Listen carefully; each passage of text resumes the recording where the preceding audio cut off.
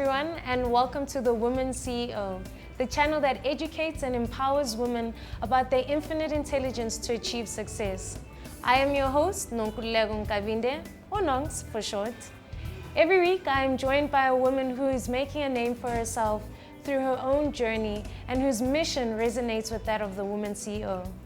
Today, I am joined by the CEO and founder of Nubian Nature, Shereen Makhanye. Hi, Shereen.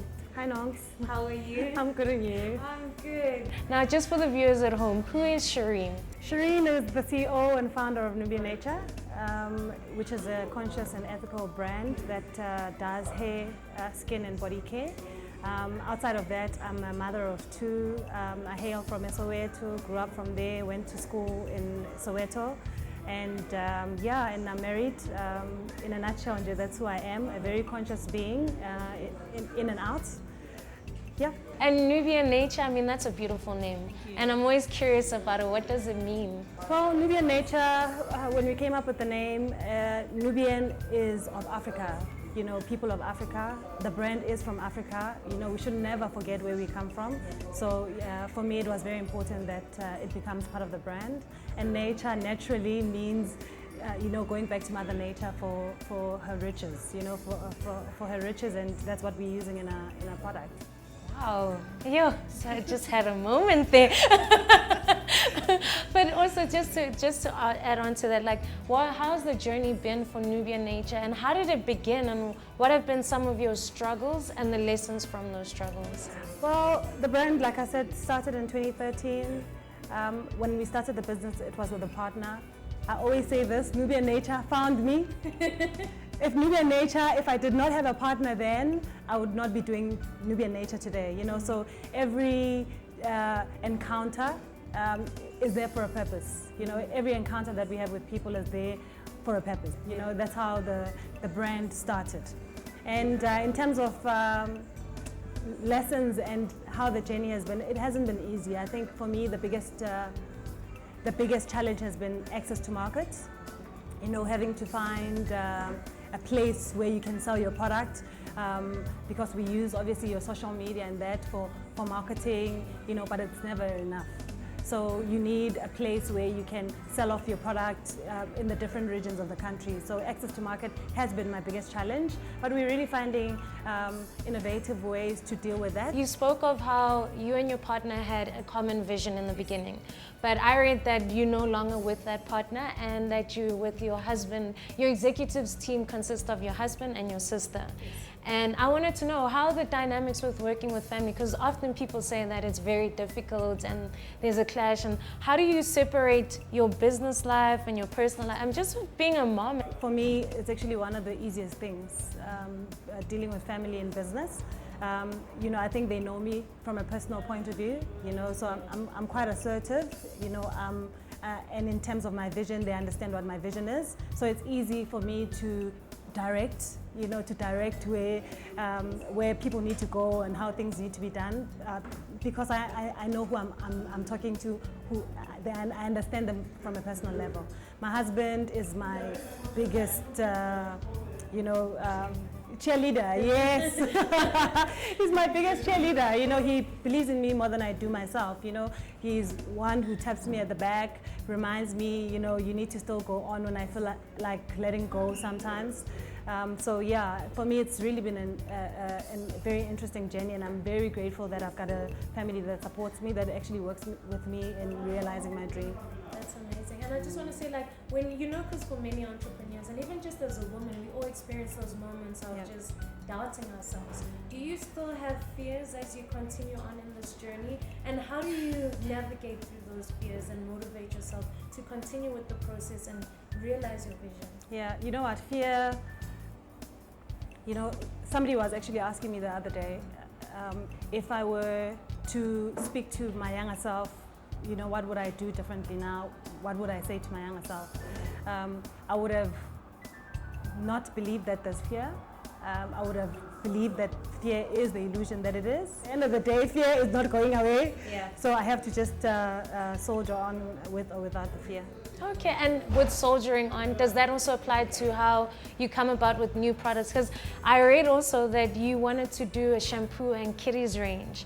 And I remember first meeting you and you're like, it's just not working out for me. Like, I've tried, I don't know why, it's just not working out. So, like, what were the lessons in that? And, you know, did you say to yourself, I failed because I haven't realized what I said I was going to do? Or did you just say to yourself, this is part of the process, this is part of the learning? And did it open something else? Did it open to your body range? It actually did. It did open to my body range. For me, I got stuck in one place. I got stuck in one place where things weren't coming right with the wash range, the shampoos and the kiddies range, and I had to make a decision. It's either I'm going to get stuck here waiting for these things to happen, or I'm going to just continue. This will follow me. This will find me on my way. You know, so I decided, let me just rather go, because one of my strengths is creating, you know, so when I think about it, I dream with my eyes open and I create it. So with the shampoos, because for me it's very important that they speak to our hair. They speak to our hair. I've changed the formulation so many times and they need to be right. For me, they really need to be great. So that's why it's either I'm going to let my perfectionism stand in the way, or I just continue with other things whilst I perfect this part of the business. So the range will come out. I won't put dates on it because then I'll put stress on myself. Yeah. But it will come out eventually. But whilst we're waiting for it to come out, the range will keep growing.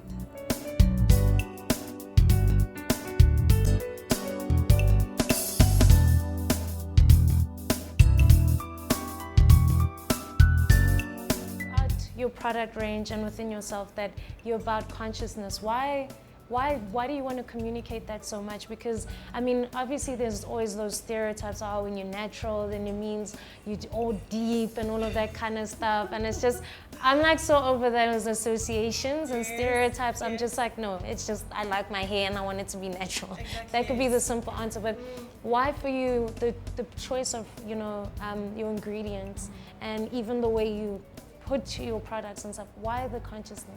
Well, I'm a mother of two, and I think half of my life I've really been conscious of what I consume, what I put on my skin. So, and one of the things I've realized in the industry is that we're really short of products that are really conscious, that are truly conscious. So it was really important for me to provide products that will be good for my kids, you know, and why not share that with the world. And I read also that you're distributing in Southern Africa, Zimbabwe and Mozambique. How did that come about? Well, it started with Mozambique in 2015, beginning of 2015. And how that started, there's a lady who followed me on Facebook. She sent a message on Facebook, and you know, you get messages all the time, you know, and you just brush it off. You just send, you respond, you're like, okay, cool, we'll talk. Yeah. And she kept sending messages, and 1 minute she actually wrote on my post one day. She decided to write on my post, I've been calling you, you're not calling me back, what is happening? So I called her. Initially I just thought she was just one of those people who, you know, the fly-by-nights who make promises and that. We spoke on Skype, I got to see her face, she got to see my face, and then she then arranged to come to Joburg. Then we met. We officially met in Joburg, and then she placed her first order. And I want to know, like, what is the vision for Africa in general? Like, what is your vision for Africa and your product going forward? You know what?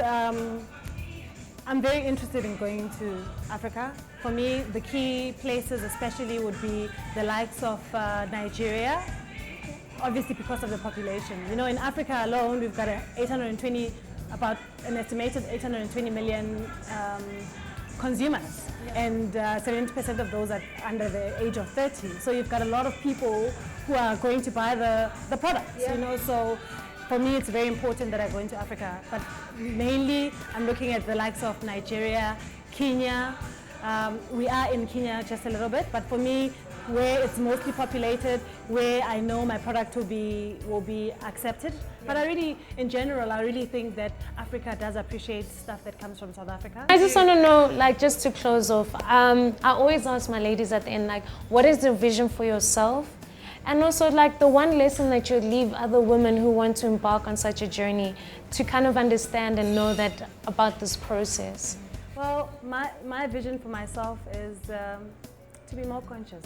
I think to live a conscious life and really understand that all I am is a human being, a spiritual being, having a human experience. Giving people advice on this journey.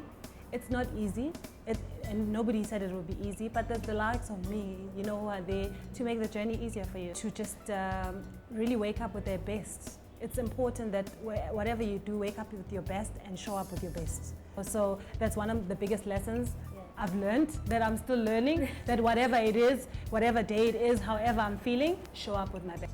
Well, ladies, you heard it here first from Shereen. Wake up with being your best. And I couldn't have ended it better. If you want to find out more, you can subscribe below, and there's a description box below. And watch out for next week for another phenomenal woman that I'll be sitting with.